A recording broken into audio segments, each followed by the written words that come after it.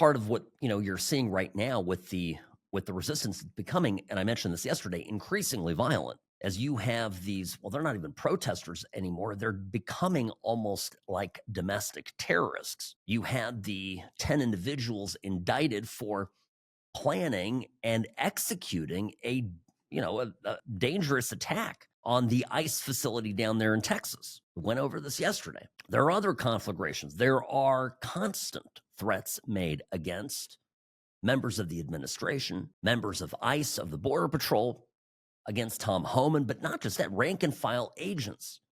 You have, political candidates across the country, Democrats, of course, who are legitimizing violence. In fact, are calling for violent acts to be done in the name of resisting Trump and saving the precious illegals who are in, as they put it, harm's way. Meanwhile, these politicians for years have ignored the plight of Americans. They have allowed the communities that elected them to make life better for citizens of all walks of life. They have abandoned those communities. Those communities have literally descended into chaos, rampant crime, spiraling costs of living. And it was all because they prioritized filling the country with hordes of unvetted individuals by the millions, overseeing to it that life for Americans, regardless, again, of their politics, of their race, of their religion, of Americans,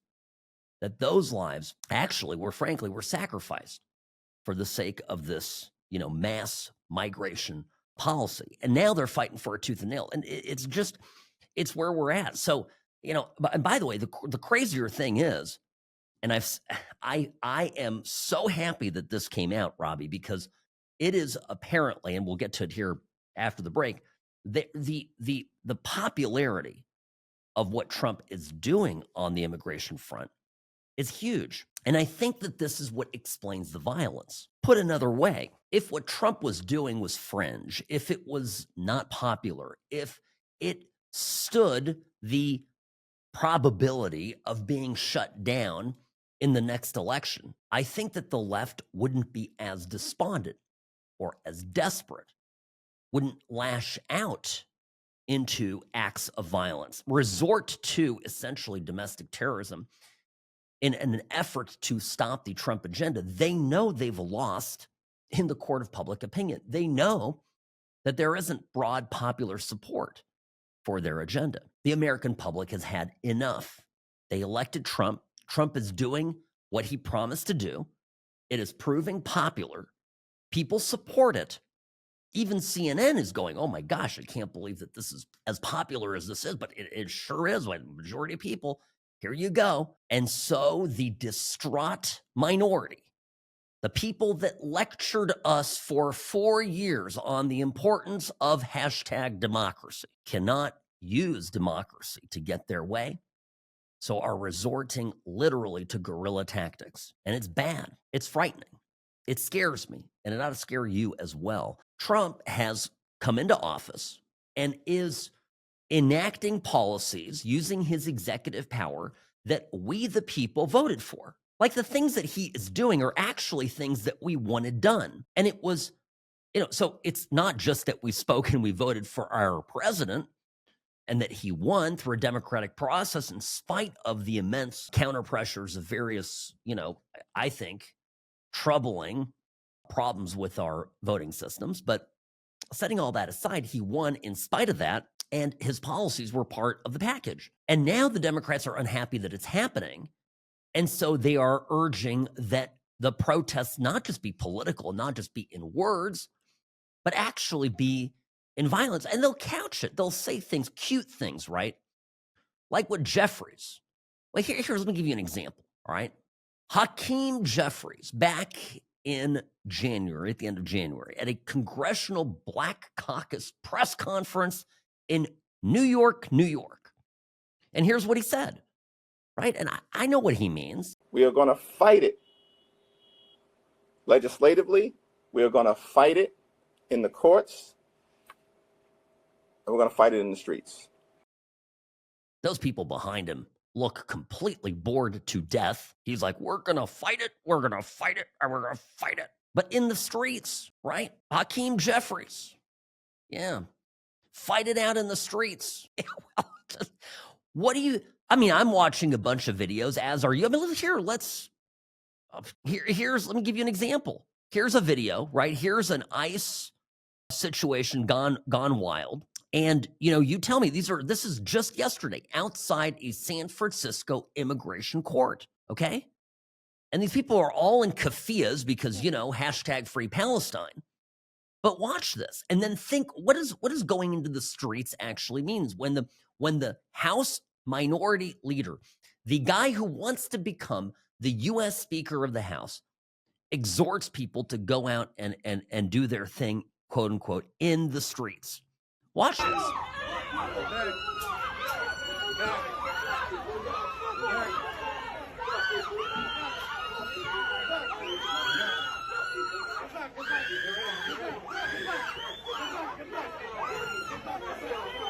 They're all assaulting cops here. They're all assaulting cops. Shoot them.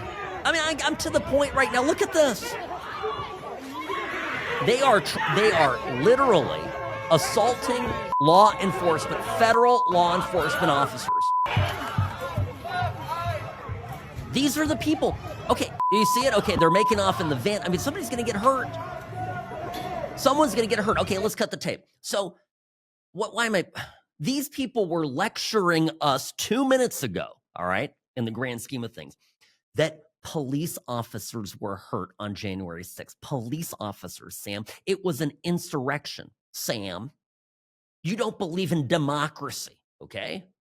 And I always told you this all throughout this last election cycle, this last 4 years of Biden. And I don't like vandalism. I don't like destruction of property. If people on our side did that, bad on us, right? And if you're new to the program, obviously just letting you know, I have my doubts about that. But I'm just saying, what's the worst case scenario? There were some people there that did some very bad things. And we are, as conservatives, the first to admit that law and order is important, that you are respectful to police, that being a law enforcement officer is a tough job. So, but we always hear, Robbie, exactly. My point here is it's just phony. Flat out phony that the Democrats the last 4 years kept saying, but you guys assaulted cops. And now they're beating cops silly left and right for the sake of resisting a policy that a majority of Americans voted for and still support.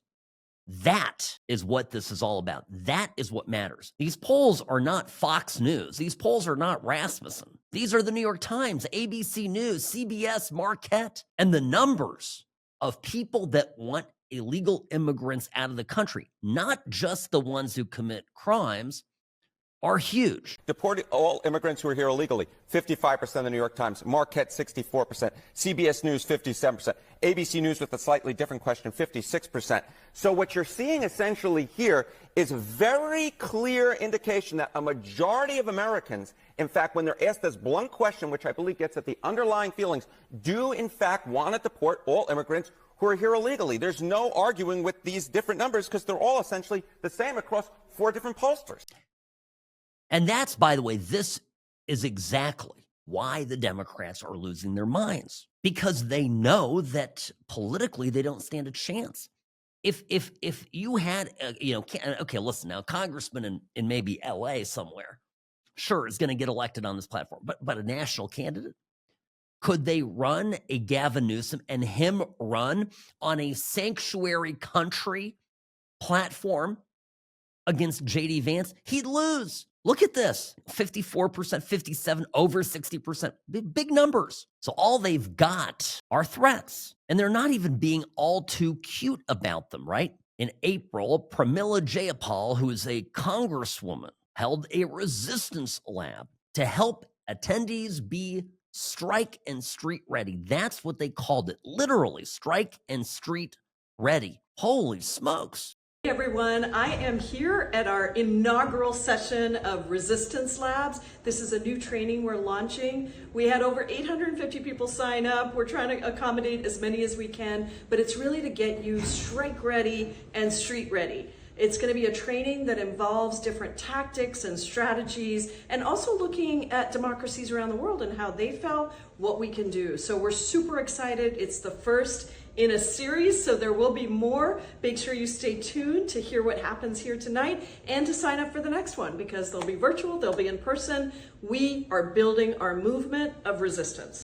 You know, it's great to be preparing a group of resistors who are strike and street ready. And this, oh, by the way, it could be a virtual event in case you have social distancing issues. Nutters, but it's, look, this is a congresswoman saying this. Wow. By the way, here's another congresswoman, the one and only Jasmine Crockett, who was recently, as a couple months ago, at a college class of 2025.